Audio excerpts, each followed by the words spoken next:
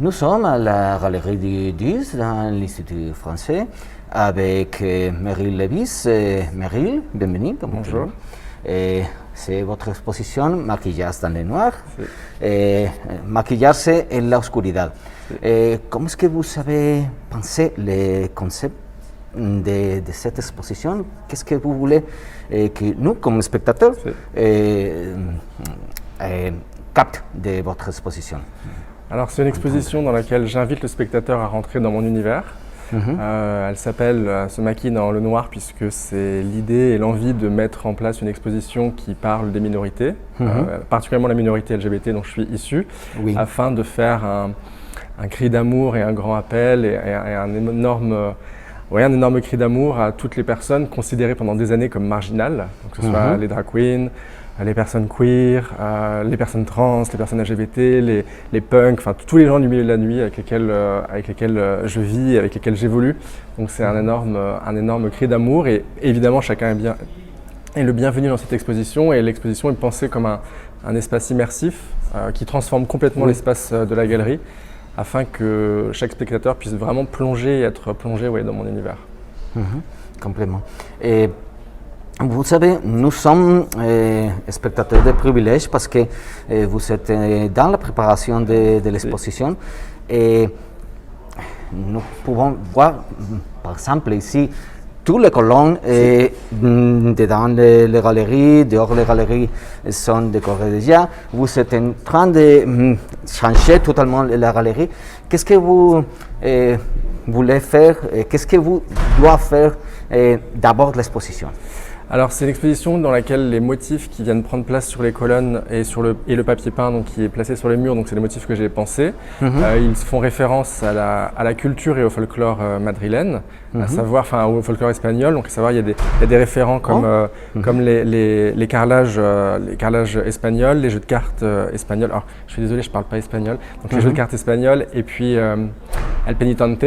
Parce que c'est vraiment dans la culture, donc c'était vraiment envie d'utiliser des éléments iconographiques afin de faire un clin d'œil entre mon univers, la culture espagnole et créer une exposition qui soit pensée spécialement pour l'Institut français et pour Madrid et l'Espagne et pas pour un autre pays. Donc c'est vraiment une exposition pensée in situ. Oh, c'est très bon.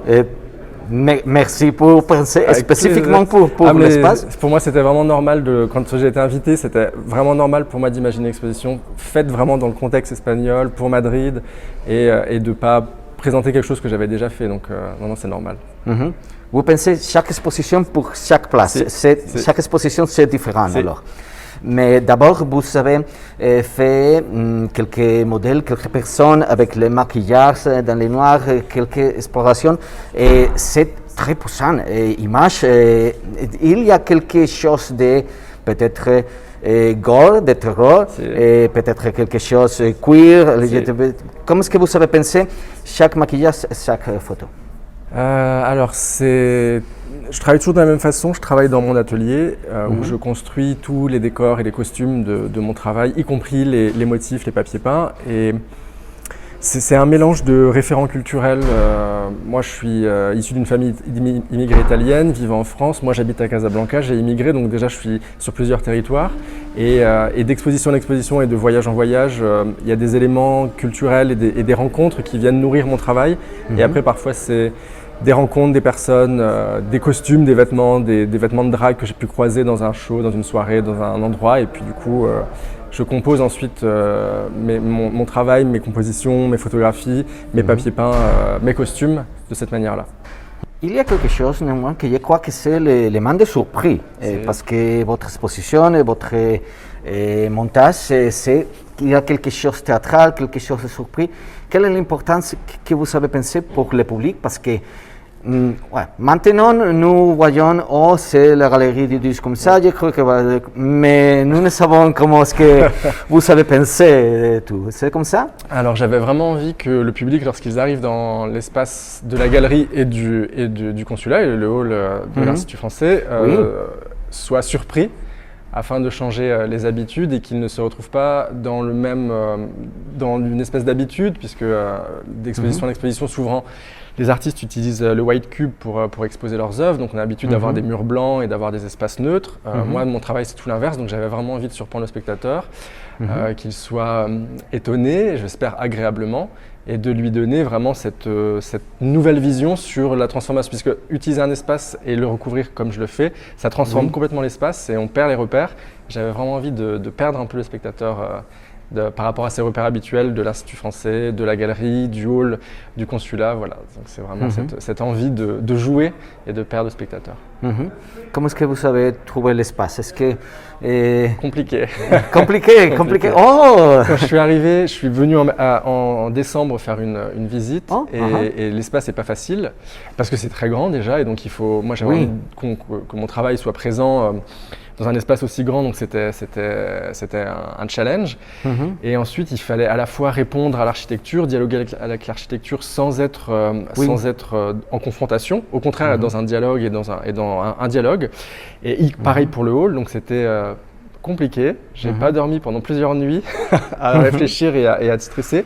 Mais voilà, je pense que ma proposition respecte parfaitement l'espace, dialogue avec l'espace, transforme l'espace et agréable à regarder, je pense. C'est l'inauguration, c'est le 22. Est-ce que à 19h30, est-ce que vous savez faire est-ce qu'il va y avoir des performances. Surprises parce que j'ai une photo votre maquillée avec beurre. Il y avait des performances. Il va y avoir des performances pour le vernissage. Il va y avoir plein d'éléments pour le vernissage qui seront comme ça développés tout au long du vernissage. J'ai imaginé cette exposition et le vernissage comme une grande fête, donc qui reprend pour le coup vraiment des codes du milieu de la nuit, donc vraiment comme une espèce de fête dans laquelle tout le monde est invité. Et ensuite, les éléments et l'exposition est pensée comme les traces. Ensuite, quand le public viendra après le vernissage, l'exposition est pensée comme les traces de cette fête, comme si le public arrivait après que la fête se soit passée. Et du coup, il découvre la fête et ce qu'il reste de la fête. J'ai imaginé l'exposition comme ça. C'est bon, c'est important alors être ici le 22 et recevoir d'avant. Je pense qu'il faut venir bien le 22. sûr. Et sinon, nous pouvons faire notre propre fête jusqu'à avril 29. C'est ça, 29 avril, c'est ça. Et merci Meryl, merci congratulations et merci pour poser votre pensement dans le public et partager votre fête. Avec grand plaisir, merci à vous.